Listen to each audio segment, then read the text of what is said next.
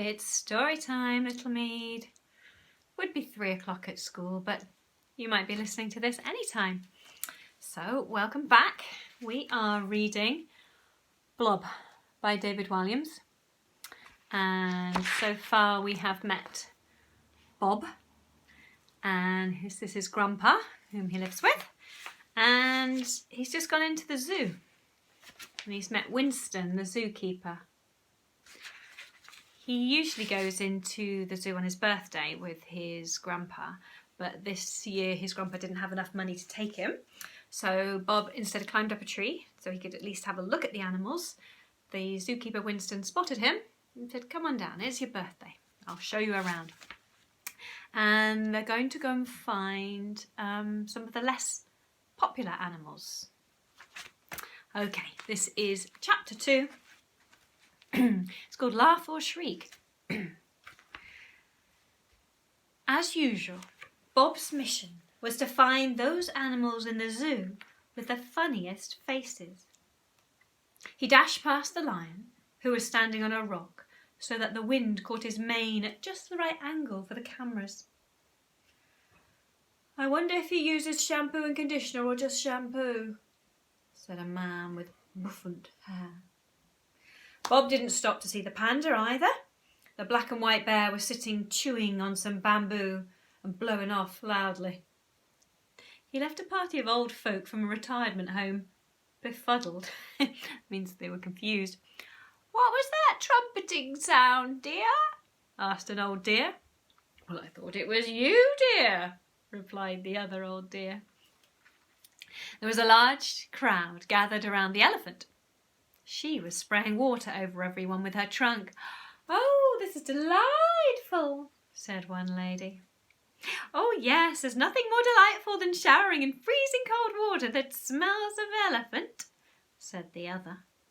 But Bob just walked on by. He was much more interested in seeing the animals in the zoo who had no visitors crowding around them.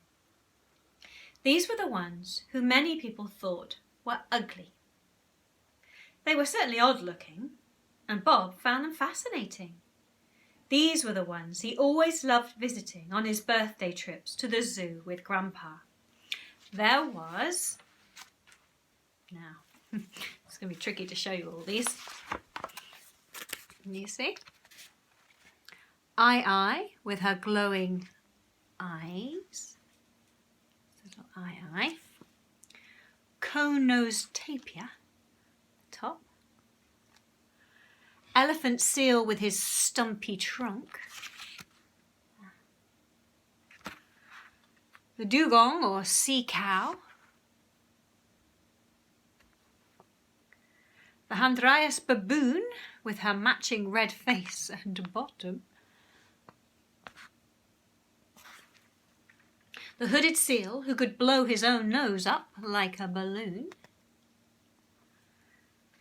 The incredibly slow sloth, and the terrifying Komodo dragon. Oops.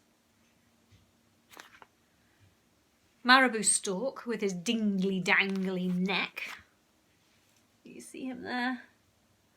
So these are the animals that aren't very popular, who don't get lots of visitors and don't have lots of photos taken of them. There's some more on the other page. The pangolin, with odd-looking scales all over her back. The pig-nosed frog and the snapping turtle.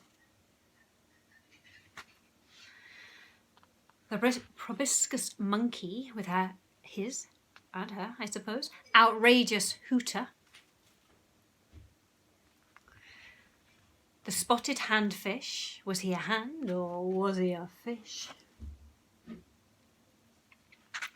The star-nosed mole, who looked like he had worms on the end of his face.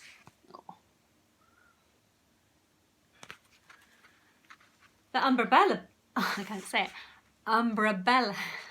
I still can't say it. Umbrella bird. There you go. The umbrella bird with his long dangly wattle. That looked like a folded up umbrella. So that's the piece coming down from its neck there. This one. And on the bottom, warthog, who was half hog, half wart. So these are the unpopular animals that Bob likes to see. When other children passed by these animals, they would either laugh or shriek, neither of which seemed welcome. Looking deep into the eyes of these animals, Bob thought they must be sad. Perhaps it was painful for the ugly animals to be ignored, while all the pretty animals soaked up all the attention. Bob was particularly intrigued by one creature. If you're intrigued by something, you're really interested in it. Hidden away in a damp, dark corner of the zoo was a little tank. And on the tank was a sign that read, Blobfish. But inside there was nothing to be seen. Chapter 3. Lurk in the murk. The other visitors to Sir Basil's zoo ignored the little tank. They were too busy marvelling at the seahorse and the octopus and the clownfish. Oh, look, it's the fish from Finding Nemo. Is it the actual one from the film? Bob rested his head on the little tank and peered in. As hard as he looked, he couldn't spot the blobfish anywhere. Perhaps he was hiding behind a rock.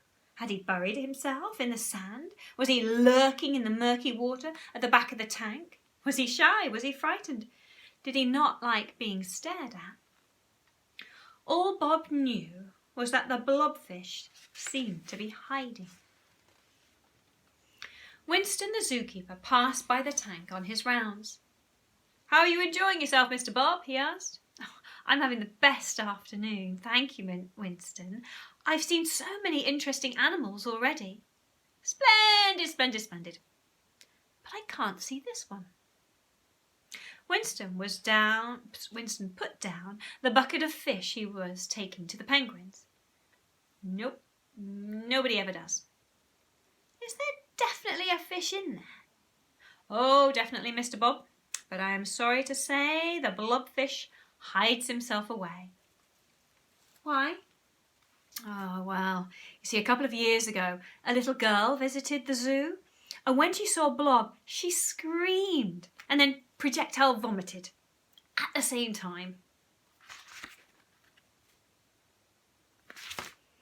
Oh no. Yes, I had to clean up the girl.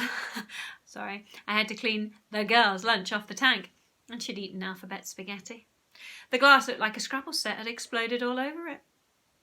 Indeed, there was a sign now which read, "No projectile vomiting," on the glass. So what happened to the blobfish? Oh, the poor little thing was obviously frightened. He hid at the very back of his tank and was never seen again.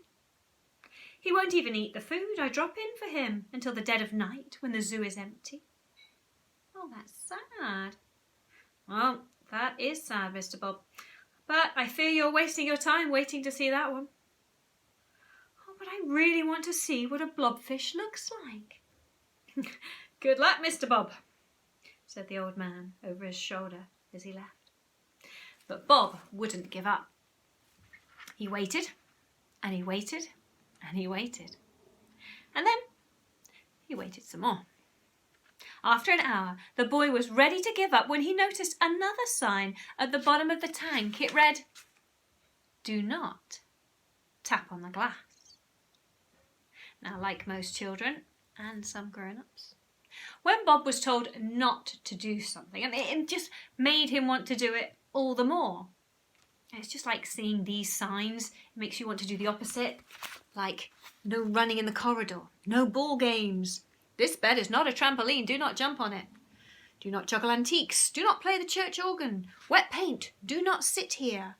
Do not feed the gorillas, do not help yourself to the cakes. No climbing on the statue, open this door only in an emergency. Just makes you want to do it, doesn't it? In fact, before seeing the "Do not tap on the glass" sign, Bob had not thought of doing such a thing. It hadn't even crossed his mind. Now he had an overwhelming desire to do it. Bob was curious. What would happen if he tapped on the glass? Would it shatter? Would the zoo self-destruct? Would the world end? Only one way to find out. Bob glanced left and glanced right to check no one was looking. Then the boy lifted his knuckles on the tank. Tap. Nothing stirred. Tap again, but nothing. Bob put his face right up against the tank and peered into the murky water. From the other side of the thick glass, he must have looked quite a sight, his funny face flattened against it. At the very back of the tank, Bob could just make out something stirring. It was faint at first, a swirl of water and sand, and then out of the shadows, a face appeared. It was the ugliest face Bob had ever seen, and he had seen some ugly faces. His family photograph album was full of them. "Ah!" screamed the boy.